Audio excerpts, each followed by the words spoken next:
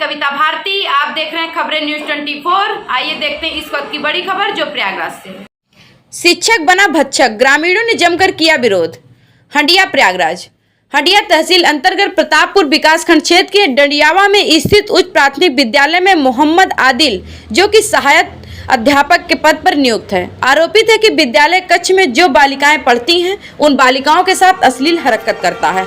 और आरोप ये भी है कई बालिकाओं के साथ ये अध्यापक बहाने से उनके जिस्मों पर गंदी नीयत से हाथ फेरता है। जब इसकी शिकायत पीड़ित बालिकाओं ने अपने अभिभावकों से किया तो अभिभावक आक्रोश में आकर विद्यालय परिसर में हंगामा करने लगे। ग्रामीणों ने सहायक अध्यापक मुर्दाबाद के नारे भी लगाए। साथ ही साथ ग्रामीणों ने सहायक अध्यापक को हटाने की मांग की है। विद्यालय को शिक्षा का मंदिर कहा जाता है। योगी सरकार बच्चों की पढ़ाई की अच्छी सुविधा के लिए तरह तरह के इंतजामात कर रही है। वहीं दूसरी तरफ रक्षक की भक्षक बन जाए। कहा जाता है कि अध्यापक बच्चों के भविष्य होते हैं और जब देश के भविष्य के साथ ऐसा कारनामा हो तो मन में कई तरीके से सवाल उठते हैं। सवाल ये भी है कि जब सरकार के द्वारा विद्यालय में शौचालय व्यवस्था की गई है तो बच्चे शौच के लिए बाहर जाते हैं। ग्रामीणों का कहना है कि विद्यालय परिसर में शौचालय होने के बाद भी बच्चे शौच को बाहर जाते हैं। वजह यह रहा है कि विद्यालय में शौचालय तो है लेकिन उसमें ताला बंद रहता है। ऐसे में देखने वाली बात है कि आरोपी सहायक अध्यापक के ऊपर कब तक और किस तरह की कार्रवाई होती है। हंडिया से कमलेश गुप्ता की रिपोर्ट। ये सत्य बात है। बच्चों के अंदर छेड़छाड़ होता है। आदिल वास्तव जो गलत विचार किए हैं, एक नहीं 2 4 6 बच्चों के साथ ऐसे किए हैं। जब हम अभिभावकों को पता चला है तब आज विद्यालय के अंदर हम सब आए हैं। अच्छा। हमारे बच्चों के साथ ऐसा क्यों हो रहा है? विद्यालय की व्यवस्था भी कमजोर है। यहाँ का व्यवस्था भी कमजोर है। यहाँ पर शौचालय है कायदे से, बच्चों को बाहर जाना पड़ता है। मैडम की प्राथमिक विद्यालय डंडियावा में बच्चे यहाँ पर पढ़ने आते हैं। यहाँ पे कई ऐसी युवतियाँ हैं जो पढ़ने आती हैं, बालिकाएं हैं, तो उनके साथ में छेड़छाड़ किया गया अध्यापक के द्वारा। मोहम्मद आदिल नाम बताया जा रहा है, क्या कुछ मामला है? सर, हमेशा की घटना नहीं है।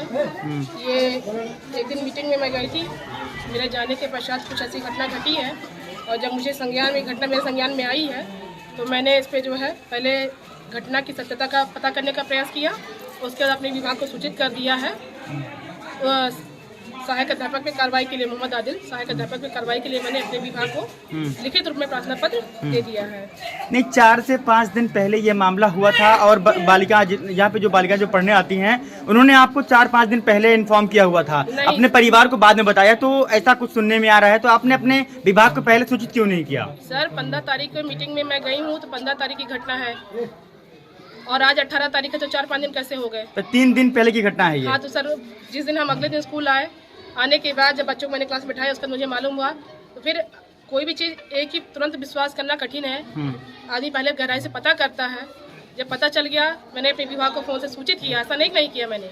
जिस तरीके से लगातार योगी सरकार जो बच्चों के ये है बच्चों के लिए अच्छी व्यवस्था कर रही है, पढ़ाई के लिए अच्छे टीचर को नियुक्त कर रही है, तो ऐसा क्यों हो रहा है कि आपके विद्यालय में आप ही के अध्यापक बच्चों के साथ छेड़छाड़ कर रहे हैं? क्या आपने जानने की कोशिश की है इसके बारे में? सर, मैं इस विद्यालय में 13 वर्षों से हूँ और यह मेरे जीवन में पहली बार की घटना है। मेरे साथ 8 सहायक अध्यापक अन्य हैं और कभी किसी के सर पर किसी ने कोई लांछन नहीं लगाया है। ये पहली बार ये घटना घटी है और आप सभी जानते होंगे कि कोई व्यक्ति कुत्सित मनोवृत्ति का हो सकता है, इसके विषय में हम नहीं समझ पाते हैं। कई बार लोग छुपी हुई मनोवृत्ति के होते हैं, हमारे सामने कुछ पेश आते हैं, अंदर से कुछ होते हैं। तो जैसे इसकी जानकारी मिली मैंने उस पर एक्शन लेने का प्रयास किया है। अच्छा, रिटर्न में कब आपने कंप्लेंट की है अपने अधिकारियों को?